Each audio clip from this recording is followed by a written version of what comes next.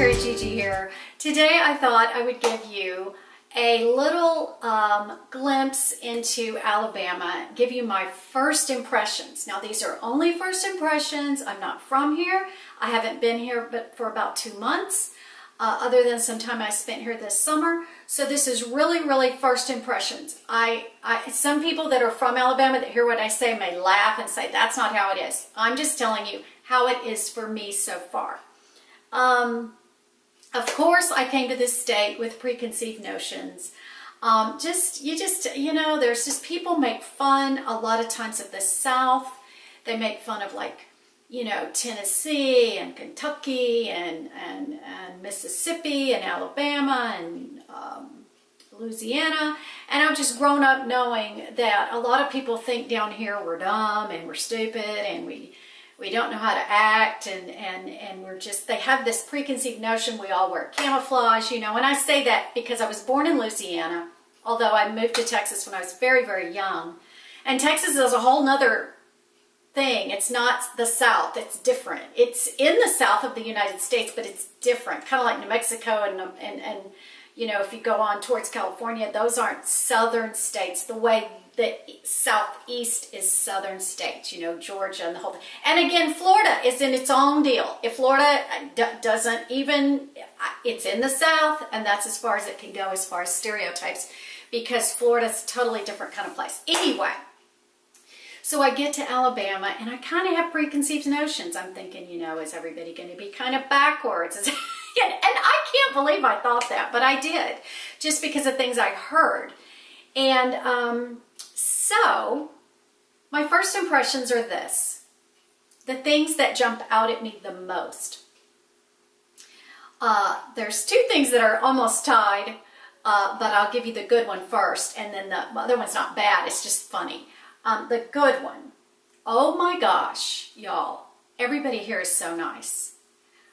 I don't know what it is, but people, there is a slower pace of life, and I thought Florida was slow compared to Texas. Well, this place is on another level of slow. It's just people have time to stop and talk to you, and they don't seem to mind that they're just hanging out with you in the parking lot and talking to you about something random. They'll talk to you at the grocery store. People will come up and ask you a question. I mean, I had this woman, I was in Michael's, and this, I say elderly woman, she's probably my age, but she had let her hair go gray. And I had some different little I had a couple of little pumpkins and some acorns and different things in my hands. And she walked up to me and she said, "Are you a designer?" And I said, "Of what?" And she said, "Do you make flower arrangements? I see that you've got all these things in your hands." And I said, "Oh, no, I'm just grabbing some things to kind of stick in my house in different areas for fall." And she said, "Well, what do you think of this?" And she had 2 flower sprigs, you know, 2 artificial flower sprigs. And she said, "Do you think this would make a good arrangement?"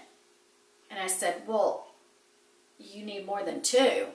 And she says, "Well, it's a little vase."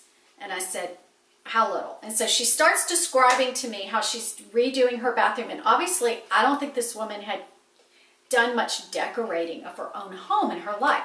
So long story short, I took her through the store and we picked out different things, and I told her, you know, she told me the bathroom was green, but she had picked out green flowers. And I'm like, well, that matches, but you might want to have a contrast. And also, you don't want just 2 sprigs. You got to have 3, you got to have 5, you got to have an odd number of things. I gave her all these tips. Anyway, it was just funny. And she was just so sweet. And I probably spent 20 minutes with her, helping her with this arrangement. So anyway, things like that happen all the time. And I feel like I kind of give off an aura of don't talk to me, because I don't like to talk to strangers, but now I'm doing it all the time. I'm just not that comfortable, you know, talking to strangers really. You know, my mom will talk to everybody in every store we go in, and I'm just like, oh my gosh, because that's just not me. Anyway, I'm becoming my mother. Maybe that's what it is. Maybe it has nothing to do with Alabama. And of course, my mom's the life of the party and all that stuff. Anyway, but anyway, everyone is so nice. Their manners are so nice. Oh, waitresses and bus boys and everything. So nice. I can't even describe it. It's weird. The other day, we were at the river. And we were just sitting down there. We had gone to dinner, and then I said, let's just go sit on the bench by the river and just let our dinner settle, you know. And so we went over there, we sat down, and it was such a beautiful night. Well, we watched this kid, he was probably 12 years old, wade into the river and stand on some rocks in the middle of the river and fish. And it was just so fun to watch him. You know, you just thought of Opie Taylor, of course, you know, that's what I would think of. And he was just adorable. Well, we watched him for maybe 20 minutes, and pretty soon he gave up, I guess. And he came back across the water, and he climbed up the hill and came right up to us. And he said, I can't even describe how sweet this little boy was. He said, you know, sir, would you mind if I borrowed your cell phone? I need to call my sister. And Scott said, sure. So Scott gave him his cell phone, and he sat there, and he must have called that girl 5 times. And so Scott's chatting with him about fishing, and every word was yes, sir, no, sir. Yes, sir, no, sir. Thank you very much, sir. Have a nice evening. Thank you for letting me.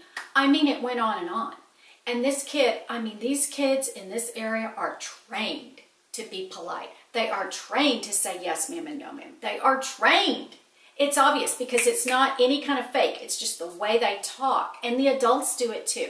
So my first impression is just everybody's nice and kind and has time. It's like time. That's one of the things that jumps out at me is there's time. The other day I was in the grocery store, and this little old man got in line behind me, and he only had a package of hamburger buns. And I said, and I had like 6 or 7 things. And I said, oh, go on in front of me. It's fine. So he went in front of me, and he kept thanking me and everything. And this other man walked up behind, got in line behind me, and the little old man was thanking me again, you know, when he was leaving. And so the guy behind me only had one thing. And I said, oh, you can go on ahead of me too. It's like I'm on this slow time schedule as well, right? And he goes, no, you're fine, you're fine. Okay, second thing that almost ties with the slow pace and the niceness of the people, that is a first huge impression, is the accent. Y'all, I'm one of those people that don't think I have an accent. Now, maybe I do. I don't know. I feel like I don't sound Texan. I don't sound Southern. I just think I sound kind of generic. But tell me in the comments if I'm totally wrong. But here, y'all, the accents are on a whole nother level. Yes, and how thick the accents are. Like, you can totally tell I'm not from here. And who is from here. You can tell. Okay, now for something weird. I want y'all's opinion. Okay, I finally decided that I've got to go to the doctor for my shoulder. I don't know if it's frozen shoulder, but whatever's going on. The massage therapist made it a lot better, but it is not fixed, and it's just not fixed. And I just can't go on like this any longer. I've got to get a doctor's appointment. So I didn't know any doctors in town. I asked Scott if he could ask someone at work for a recommendation. He kept forgetting. Well, I just went online and I put, you know, doctor near me or something, and I looked at a couple of them, and I thought, okay, this guy looks nice. So I called the office, and the receptionist answered, and I told her, you know, I will be a new patient. I just moved here, and I've got something wrong with my shoulder, and I would like to see the doctor. And I said, possibly get a referral to physical therapy or whatever I need. And she said, okay. And she said, here's how it works. She said, I'm going to take your name and your address and stuff. I'm going to take your information, and then I'm going to put it on the doctor's desk, and then it can take up to 2 weeks. And I said, to get an appointment? She goes, no, for him to approve you. Approve me? What does that even mean? And I didn't say that to her. I said, approve me? And she said, yes. And I said, well, you know, I'm in a lot of pain. Could you kind of put me on top of the stack or whatever?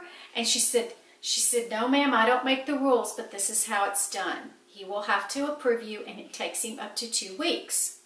Approve me. What does that mean, y'all? So I gave her all the information she wanted was my name and my address and my birthday and my issue. That's all. Why does it take him 2 weeks to approve me? What's he looking for? Don't you think this is weird? Am I off base here? Is this something that's done regularly and I've just never had it done to me? I'm not saying the guy doesn't have a right to see only the patients he wants to see, but what information is he going to get from my age, my complaint, my name, and my address? He's not going to. Is he doing a background check on me? I mean, my mind has gone all kind of places, right? So I hung up from her and I told Scott about it that night, and he goes, "That's kind of weird." And I said, "Yeah, weird." So I have heard nothing back from him, and it has been 2 weeks. Can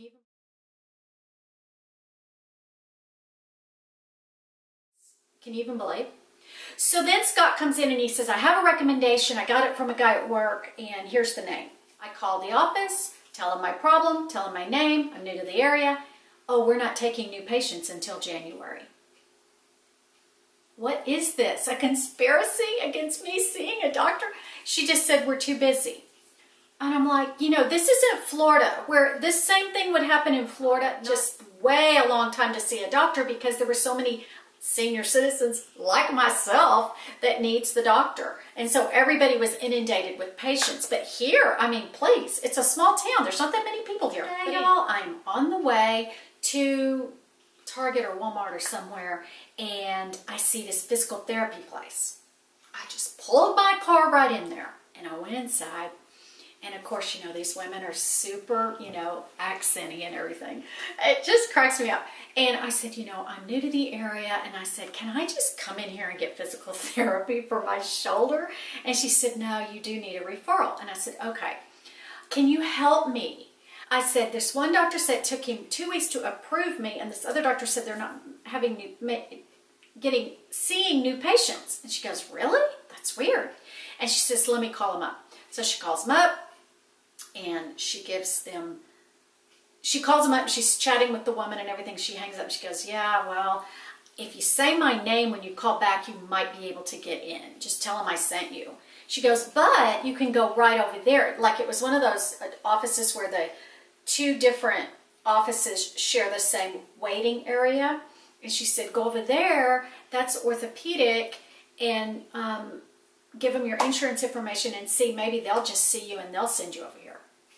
She goes, "In the meantime, I'm going to work on finding you a doctor if that doesn't work out." I'm like, these people are so sweet. I mean, she was clearly busy and she was just going to find me a doctor. So I went over to that woman and she was super sweet. And she said, "Oh, sure, your insurance, you can just come straight here and we'll figure out what's wrong with you. And if you need physical therapy, we'll send you over there."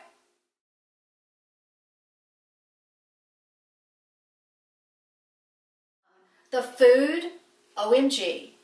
I've heard that people in southern states are a little bit heavier as a general rule, and now I know why. It's the food.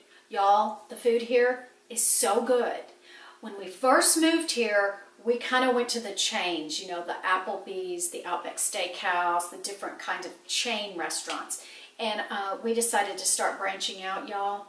The food is unbelievable. And it's all fattening. I can just tell by the way it tastes. It is so fattening and so good, and I can't stand it, and I don't know what I'm going to do about it. But that's another good thing, is the food here is really, really good. Now, yeah, it's just really good. I was going to say we haven't found any good barbecue, but we also haven't gone yet. Because, boy, I don't know if we can beat Texas barbecue. And the Mexican food here is absolutely horrific. We have to drive over to Birmingham to get good Mexican food. So, those are my first impressions of Alabama. Like I said, I love it here. I love small town life. I will talk to you later, and we'll see what my next video is about. I have no idea, but I'm going to film it right now so you can see this outfit again. Bye!